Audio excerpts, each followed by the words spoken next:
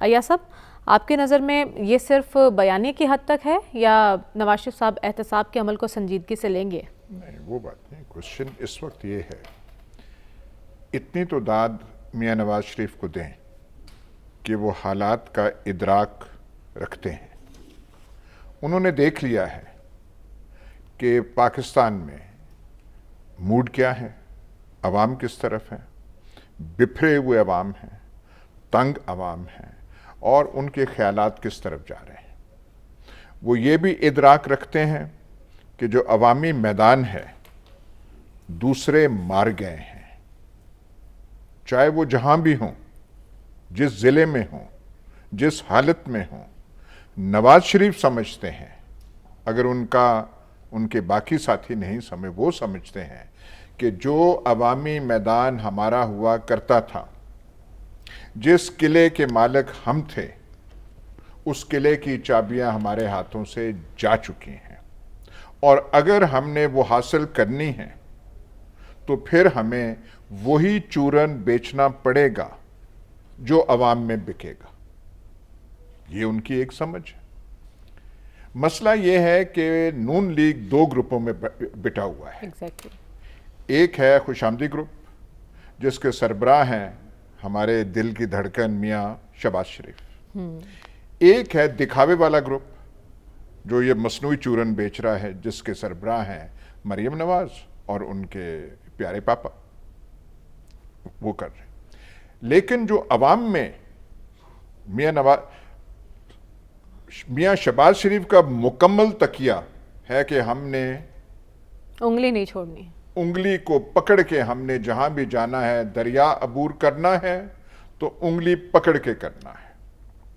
मियाँ नवाज शरीफ को पता है कि जो मैं लीडर बना था, जो मैं पंजाब की आवाज में बना था, वो उसकी वजह और थी और किसी की उंगली नहीं थी।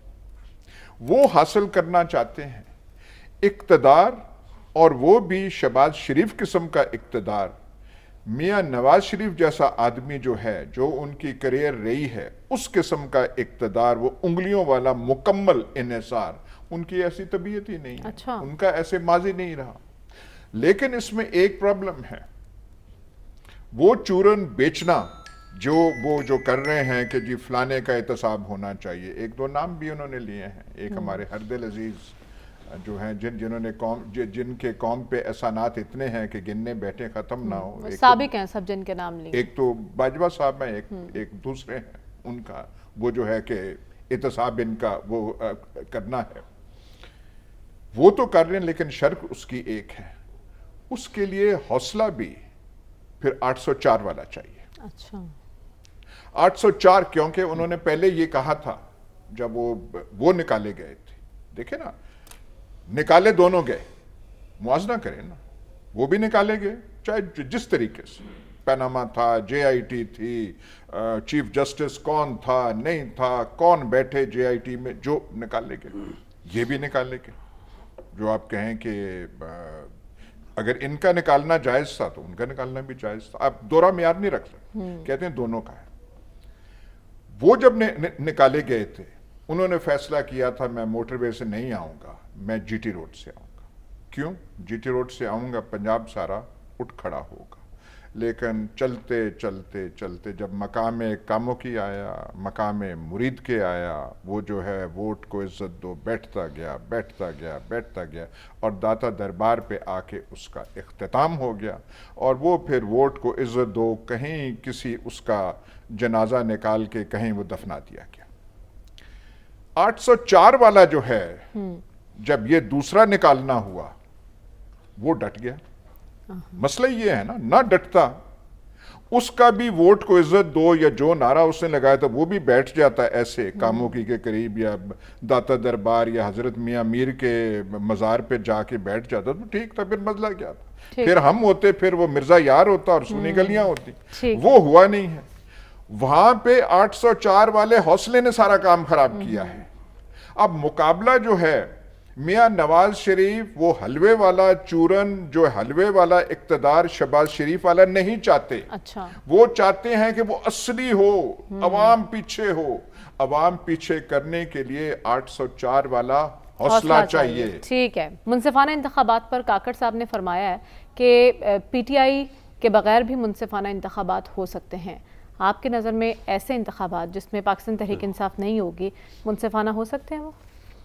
نہیں دیکھیں وہ تو ہم بار بار یہاں تذکرہ اس کا کر سکتے ہیں. اب وہ کاکڑ صاحب کے اس پہ کیا کہنا کہ اس کے بغیر بھی ہو سکتے ہیں. ایک بڑی پارٹی ہے, سب سے بڑی پارٹی ہے, اس کو آپ نکال دیں اور کہ آپ منصفانہ ہوں گے.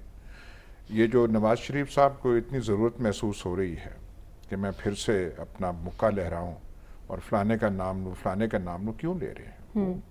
اگر یہ جیسے وہ یہاں پہ کہا جاتا ہے, وہ ورد جیسے پڑھا جاتا ہے کہ عوامی مقبولیت, اب بھی اگر ان کے ساتھ عوامی مقبولیت ہو تو انہیں یہ کرنے کی ضرورت کیا ہے؟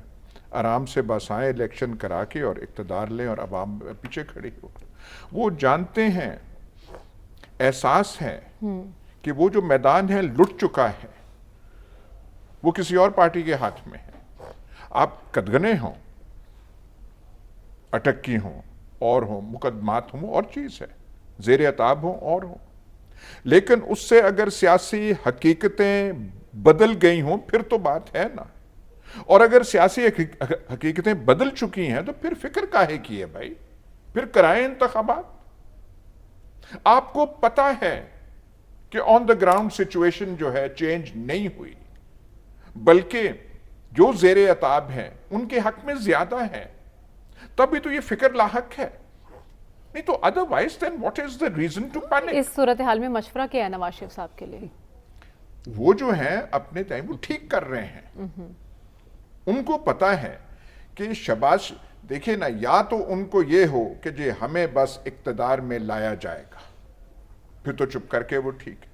اگر کسی قسم کے الیکشن ہوتے ہیں, یہ دیکھیں نا ان کا جو گروپ ہے کون سے لوگ ہیں, جاوید لطیف جیسے لوگ ہیں, یہ جو ہے وہ فیصل آباد والا وہ کون طلال چودھری وغیرہ ہے, یہ جو ہے مریم نواز, ان سے آپ بات کریں نا.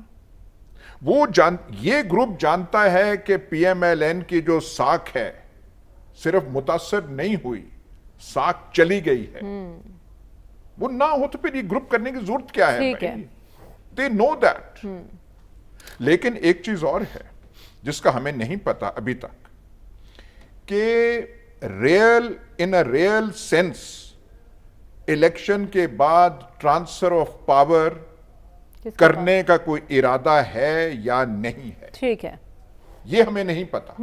یہ اہم سوال ہے جو آپ نے اٹھایا, لیکن ابھی تو بات جو ہو رہی ہے نا. دیکھیں میں یہ کہہ رہا ہوں کہ ابھی تک یہ جو ہے ہم سمجھ نہیں سکتے کہ جن کے پاس مطلب جو فیصلہ ساز ہیں, میں یہی کہوں گا ان دا ریئل سینس ٹرانسفر, انہیں کیا ایک انوار الحق کاکڑی چاہیے, انہیں ایک شہباز شریف ہی چاہیے, ٹھیک ہے, یا وہ اس کے متحمل ہو سکتے ہیں کہ صحیح الیکشن ہو, اس کا نتیجہ تسلیم کریں. یہ جو کہتے ہیں نا ہم کہ جی سب سیاسی پارٹیز تسلیم کریں, سیاسی پارٹیز نہیں, جن کے پاس فیصلہ سازی کا حق ہے وہ تسلیم کرتے ہیں. سب کو تسلیم کرنا ہوگا. عالمی بینک کے مطابق پاکستان بحران کے ایسے مقام پر کھڑا ہے جہاں اسے فیصلہ کرنا ہے کہ اسے اشرافیہ کی گرفت اور سیاسی اور کاروباری رہنماؤں کے مفادات کے تحت آگے بڑھنا ہے یا پھر تابناک روشن مستقبل کے لیے راستہ تبدیل کرنا ہے.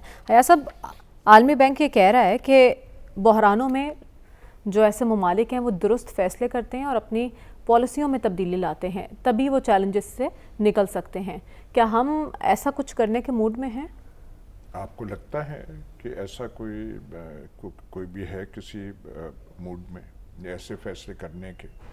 یہ جو لفظ ہے نا اشرافیہ, یہ بڑا مس لیڈنگ ہے, کیونکہ آپ جب اشرافیہ کا لفظ استعمال کریں تو سارا کچھ آپ گول مول کر دیں. اشرافیہ وہ کوئی آسمان میں کوئی اشرافیہ ہے.